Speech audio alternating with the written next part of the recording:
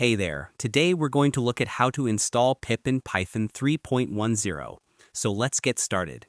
First, open your browser and go to the official Python website. Over here, search for Python download and open the official Python page.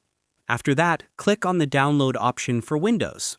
Then, download Python 3.10 and wait for a few seconds for the file to finish downloading. Over here, open the downloaded installer. Then, make sure to check the box Add Python to Path and select Install Now. After that, wait for the installation to complete. Then you will see a message saying the setup was successful, so close the installer.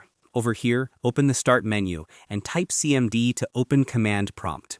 Then, type Python version and press Enter to confirm Python is installed. After that, type pip version and press Enter to confirm pip is installed correctly. Then, type a simple Python program to test everything.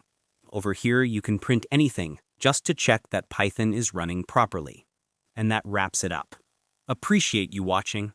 See you in the next.